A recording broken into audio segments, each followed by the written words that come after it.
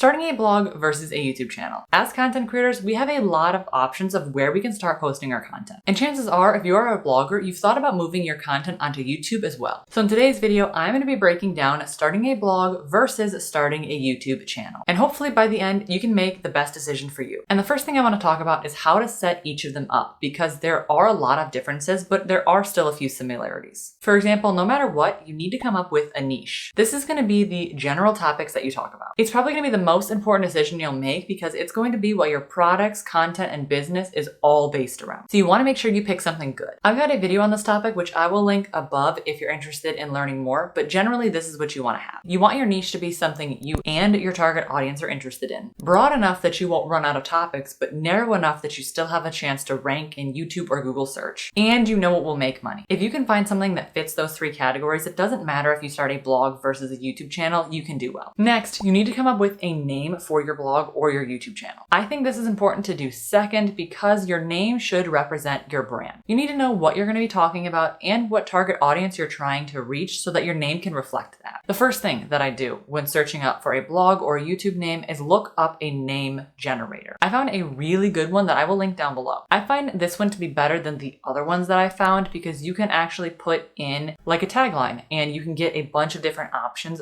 from there. Whereas with a lot of the other name generators that I found, you can only put in 1 to 2 words and they don't give you very good options to choose from. It's technically labeled as a YouTube channel generator, but I don't see any reason why you can't use it for your blog as well. Once you come up with a name, you need to make sure that it's available. On YouTube, this is a lot easier. All you have to do is type in the channel name that you want, search by channel, and see if any other channels have that name. Now, technically, you can have the same name as another channel, but that's not something that you really want to do because if you have multiple channels with the same name, it's going to be harder for you to be found in search. And you really don't want to get confused as somebody else. That's why my YouTube channel name changed to Sarah Marie Blog, because unfortunately for me, there are so many Sarah Marie channels out there, and understandably so. It's a popular name. However, there is only one Sarah Marie Blog channel. If you look up Sarah Marie Blog, I am the only channel that is going to come up. And I made the change because while I was originally Sarah Marie, people were searching Sarah Marie Blog to find my channel anyway, so it made sense to make that switch. But for your blog, you can't get away with having the same name as somebody else because you need your own specific URL. You can use a hosting company like SiteGround to check if the name that you want is available. Now, .com is the best extension to get because it is the one that is going to be the most searchable, the one that people trust the most, and it's going to be easier to rank with a .com extension. But you can always use other extensions if you want. For example, my extension is sarahmarie.blog. And the reason for that is because sarahmarie.com was taken. However, it wasn't taken by an actual active website that somebody was posting on. Somebody decided that they were going to buy up sarahmarie.com because they knew it was going to be a popular name for a website and they are reselling it at a higher price. Unfortunately for them, they didn't think to take sarahmarie.blog, which is why I have taken that name. But if someone does have the .com of your site and they're actively posting on that website, you do not want to get a different extension because that is going to be so easily confused and you might have some legal problems later if they have their name trademarked. Probably not going to work out too well. However, in my case, the site is not actually active. Someone is just selling the domain name for a higher price. So I think I'll be fine in the future. And that's where a blog versus a YouTube channel really starts to differ. You are always going to need a niche and you are always going to need a name. But after that, we're going to get into the differences. Now for a blog setup, it is significantly more work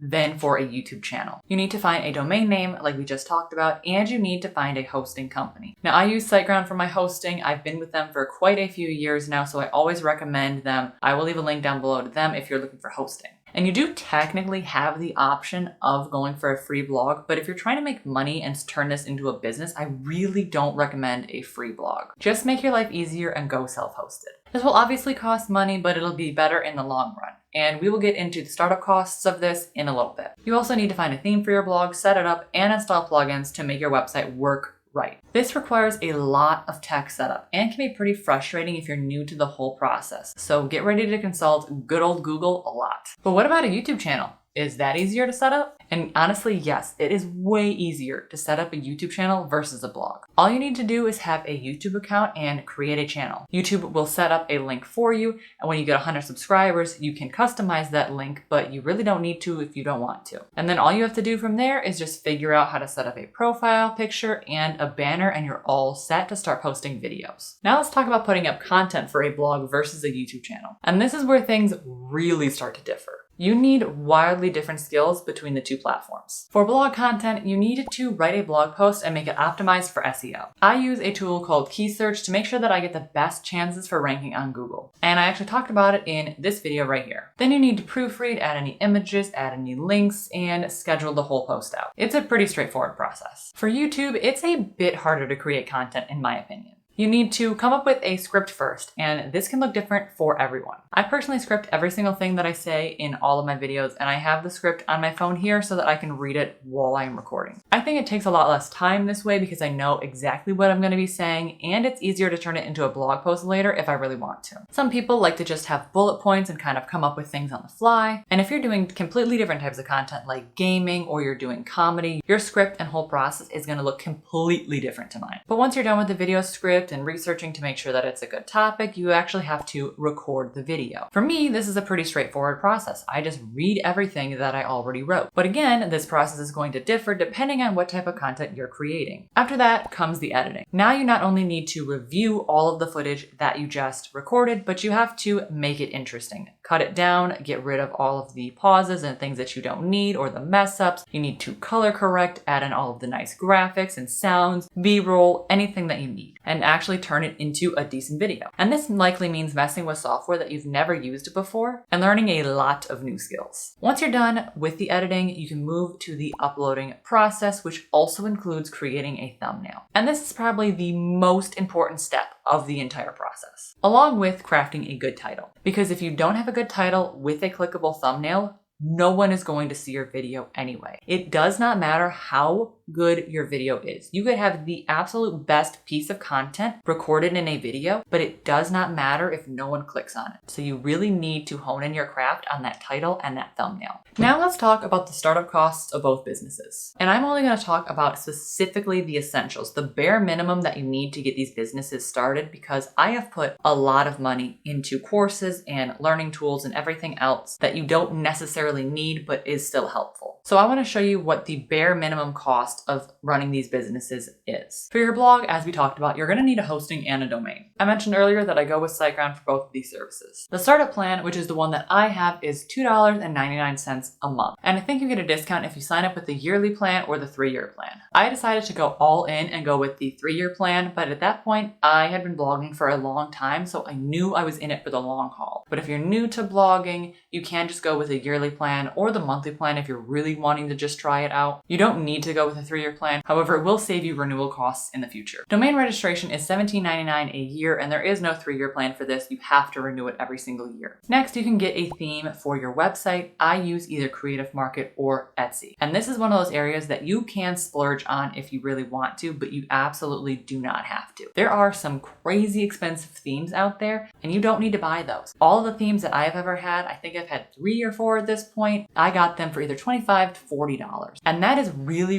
the super bare minimum of all that you need to get started with a blog. And I've already talked about my personal blogging expenses, how much I spent on courses, email services, and everything like that on a different video. But in terms of getting set up, this is all that you technically need. Moving on to YouTube, here's the thing. You can technically start YouTube for $0 and 0 cents because all you really need is a smartphone with a camera, an internet connection, and a way to edit your videos. I do recommend spending a bit on a good editing software though, because it's going to be pretty impossible for you to find a free one. Trust me, because I've tried. But I started on YouTube with just my phone. Not on this channel. I already had a decent camera when I started on this channel, but on the last channel that I had, I was recording videos strictly from my phone. If you are looking to upgrade though, get yourself an affordable camera, preferably with a flip out screen so that you can actually see yourself and you can see your shot and what is going on. This is the first ever camera that I started out using. It has a nice shotgun mic that comes with it, a flip flip out screen so you can actually see yourself. And this is it. Like, this was the cheap camera that I started out with. So you really don't need anything crazy expensive. I don't remember how much this was, but there's no lens on it. The mic came with it. There's like a couple settings on the mic here, and then it's just power on, off, plug in your mic, and you're good to go if you really want to upgrade and you don't want to use your phone. However, the gear that I am currently using is quite a bit more expensive if you are just starting out. My current camera is a Canon M50, and I bought the kit that comes with a detachable lens. I've had it for almost a year now, and I absolutely love it, but it was $679, so kind of expensive if you're just starting out. I also bought a shotgun mic to better my audio quality, which was $49, and the editing software that I use is Movavi. All of my gear is linked down below in the description of every single one of my YouTube videos. And there are a few other things that I have gathered over the years, like these lights that I'm currently using and the tripod that I'm using, but these are things that you really don't need in the beginning. I started out with my phone, with this camera right here, and that window light. That was it. Will your videos be as fancy as Mr. Beast or Think Media? No, but they don't have to be. You can just get started and upgrade later. I didn't start off with all this cool stuff, and you don't need to either. Now I want to talk about the different skills that you need for starting a blog versus a YouTube channel, because they are a little bit different. For a blog, you need to be good at writing. I have seen quite a few bloggers out there that are successful that say, no, you don't need to be good at writing. You can just get started and start making money. I'm gonna be real with you. I don't think that's true. You need to be good at writing. However, it is a bit subjective on what good writing is. You don't need to have proper grammar, 5-paragraph sentences, and write a college-style paper in MLA or APA format. Do you remember that from English class? In fact, you can pretty much just throw everything you learned about writing in English out the window, because none of it applies to blogging. You want to write short paragraphs with easy to digest sentences and words. This is because a lot of people read blog posts on their phone, and a phone screen is obviously way smaller than a laptop screen, so you need to have it mobile friendly with short paragraphs so that people don't feel like they're reading large chunks of text on their phone. People want to skim the post for the answer and move on. You also need to be good at presenting information that makes people want to keep reading. Figure out how to sell products on your post, know how to run ads on your site. It's endless. And that's just what it's like to write a blog post. You also need to know how to handle a website, design it, write website copy, set up a blog theme, take images. There is so much that goes into starting a blog, and you need to have all of these skills. And if I said any of that and it terrifies you because you don't have the skills to do any of that stuff, don't worry, neither do I. And I have been doing this for 3 years now, at least. You do not need to have all of these skills when you first start. You do have to start in order to gain these skills. That's kind of how it works. So if you don't have these skills yet and you're freaking out now because you see all the things that you need to learn how to do, just breathe and take it one step at a time, because you will eventually learn how to do this stuff. And a lot of these skills apply directly to YouTube, however, in a bit of a different way. Instead of writing, you need to be good at storytelling and holding people's attention. There are so many things a person can do in their day, so why should they watch your video? You need to make every single video you create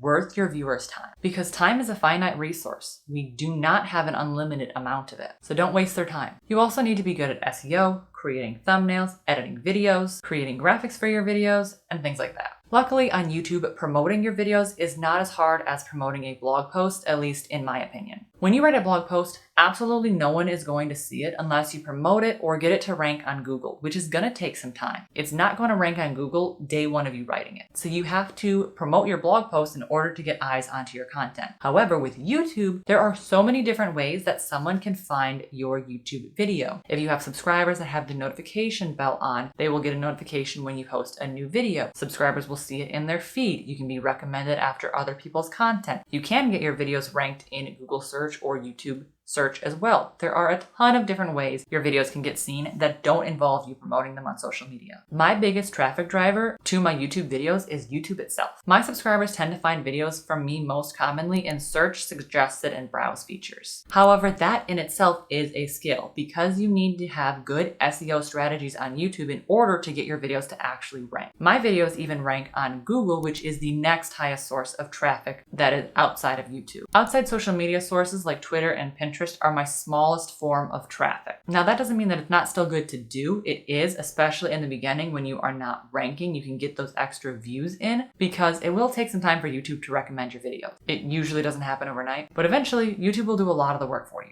Now, with all that information, you may be asking yourself, which is easier to run, a blog versus a YouTube channel? And it's really up to you to look at both and see which one you think you would be more interested in doing, which you think would be easier and fit your skills better, and what you think that you can handle. And honestly, you likely won't know which one you like better until you try it. I know for me, I started a blog first, and then I added the YouTube channel on a year later. And personally, I think a blog is easier to run because while you do have a lot of upfront work, once that upfront work is done, all you need to do is write blog posts, which I find to be easier than YouTube videos. You don't have to be on camera, so you don't have to get all dolled up to look nice. You can just sit on your couch with your Cheetos and your messy bun and write your blog posts. You can have less of a personality, I guess you can say, and you don't need to be entertaining or exciting because you can just let your writing speak for you. However, I like YouTube better personally, and that might sound crazy. If running a blog is easier, why would you like YouTube better? And there are a lot of reasons why, and honestly, one of the reasons is because I feel like I've had more success here on YouTube than I've had on my blog.